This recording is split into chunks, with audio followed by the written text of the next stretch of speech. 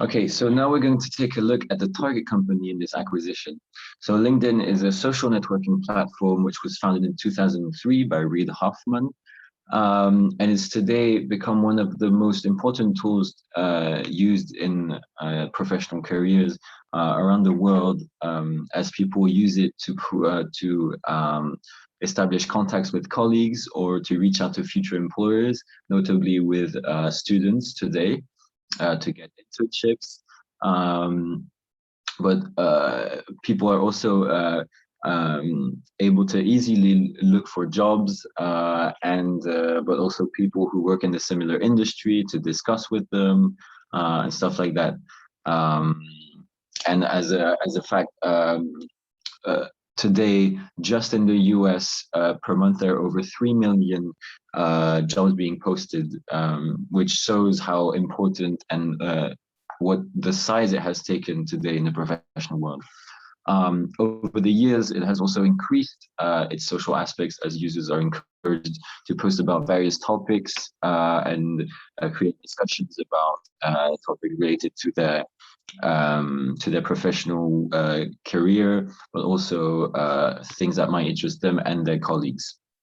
Um, Initially, regarding the company, the company received very little visits and was perhaps a little ahead of its time, but it soon received investment from Sequoia Capital, which can be known also to have been one of the first investments in Airbnb.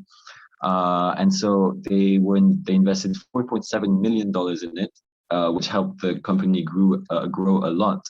And then up to their IPO in 2011, where the share was traded at $45, and it has now evolved to a share value of over $200 today. Which shows as how it's imposed itself as one of the leaders of the social platform industry.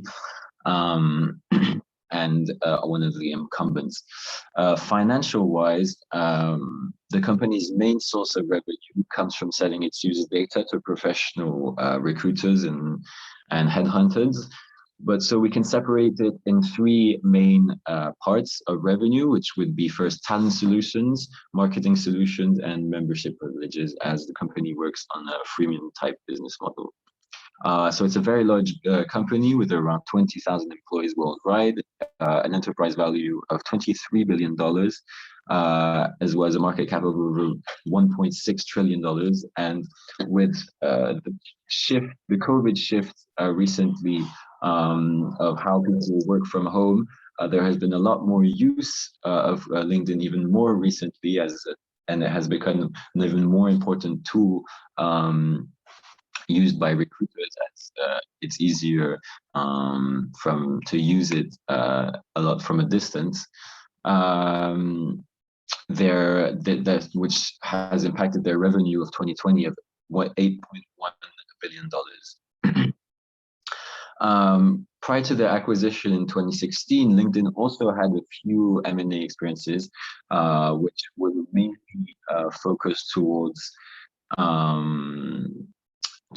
growing their core business model. So they acquired a dozen of small competitors, which were either specialized also in the online recruitment and professional networking business, like Careerify, but they also looked at software tools and patterns like Bizzo or CoinMunch in order to really perfect their core model.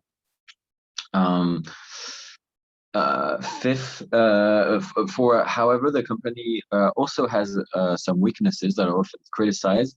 For example, their revenue model is quite limited, as they depend a lot on their talent solutions and in online recruiting, which is one of the reasons they were acquired, as their future financial-wise is often questioned, and a lot of people question how they're going to continue to make money.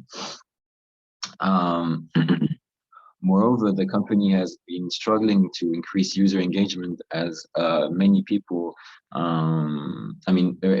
rarely do people post public announcements unless they're forced to by their job or they're really interested in it, but it is very limited.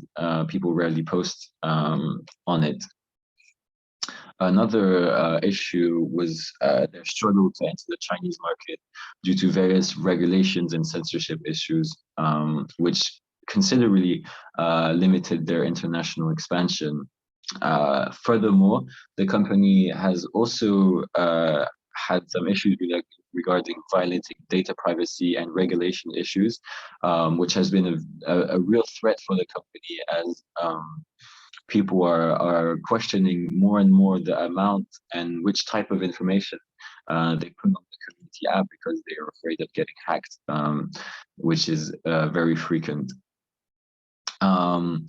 And so they have a lot of competitors, which are gaining more and more traction, as especially with all these criticisms, the competitors have become more fierce as they're proposing better solutions more and more, and especially they are offering more solutions for free, whereas a lot of people now criticize the fact that LinkedIn limits a lot of the service to the free version.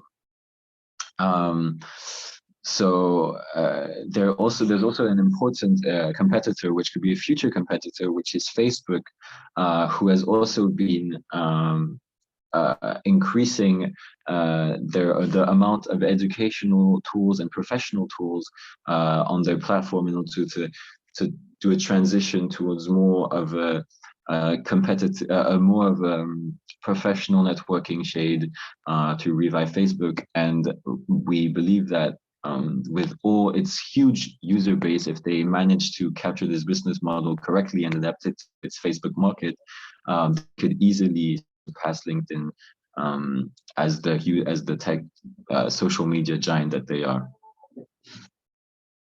And so, as we can see, LinkedIn has a various number of uncertainties regarding this competitive advantage that they have, and also, most importantly, their financial stability.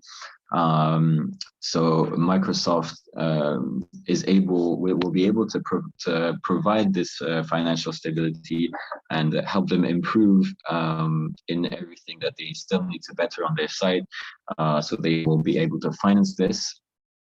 And additionally to this, Microsoft is a huge company which has a lot of experience in also a lot of industries on the market, which could also enable an expansion of LinkedIn maybe towards other horizons.